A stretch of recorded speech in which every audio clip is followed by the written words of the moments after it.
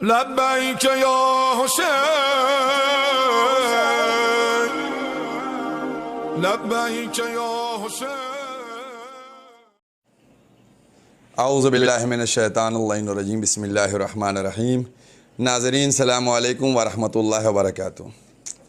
آج پہلی محرم ہے اور سبھی لوگ بی بی کو پرسہ دینے میں مشغول ہیں، اور ہمارا آج ایک بہت بڑا طبقہ زیادہ مضطرب ہے۔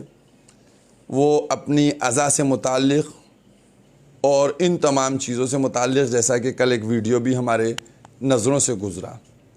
دیکھیے، ہماری قوم میں مسائل بہت زیادہ ہیں، اور جو میں سوشل میڈیا کے اوپر چیزیں دیکھ رہا ہوں، جو سننے میں آ رہی ہیں، میں تو دیکھتا نہیں، لیکن میری جو سننے میں آتی ہیں سوشل میڈیا پہ، ہر ایک پورے ہندوستان کی ہمارے عوام جو ہیں، وہ سب اپنی نگاہوں کو مولویوں کی طرف مرکوز کیے ہوئے ہیں کہ علماء علماء علماء۔ اتنا آپ لوگ یاد رکھیے کہ ذمہ داری سب کی برابر ہے۔ علماء کی تھوڑی زیادہ ہے، لیکن عام انسان کی، عام شیعہ کی بھی ذمہ داری اتنی ہی ہے، ان کی ذمہ داری کم نہیں ہے۔ ہم یہ کہنا چاہتے ہیں کہ ہماری قوم کے اندر ڈاکٹرز بھی موجود ہیں، ہماری قوم کے اندر انجینئرز موجود ہیں، ہماری قوم کے اندر ایڈوکیٹس، وکیل موجود ہیں۔ میں یہ پورے آل اوور انڈیا کی بات کر رہا ہوں، میں فقط ایک لکھنؤ کے ناظرین کے لیے بات نہیں کر رہا ہوں کہ لکھنؤ والوں سے میں خطاب ہوں۔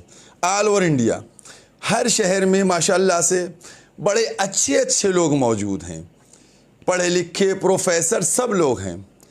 ہم اس ویڈیو کو جو بنا رہے ہیں اس وقت، آپ تک اپنی بات پہنچا رہے ہیں، چونکہ ہمارے اندر بھی جس طریقے سے آپ کے دلوں میں بے چینی ہے، کرب ہے، ہمارے دل کے اندر بھی کرب ہے، بے چینی ہے، ہم بھی پریشان ہیں، مضطرب ہیں۔ کیا ہم اہل بیت سے تعلق نہیں رکھتے ہیں؟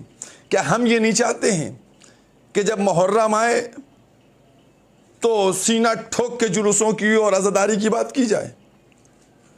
اور پھر یہ بات ہوتی ہے کہ صاحب مولوی لوگ ہم یہ چاہتے ہیں کہ ہمارے قوم کے پڑھے لکھے لوگ، انجینئرز، ایڈوکیٹ، یہ لوگ کیوں نہیں آگے نکل کے آتے ہیں، اور یہ کیوں نہیں اس ذمہ داری کو لے کر آگے بڑھاتے ہیں؟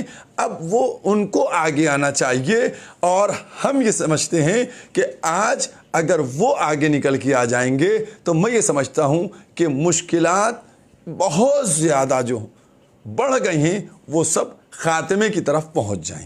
لبیک یا حسین لبیک یا حسین۔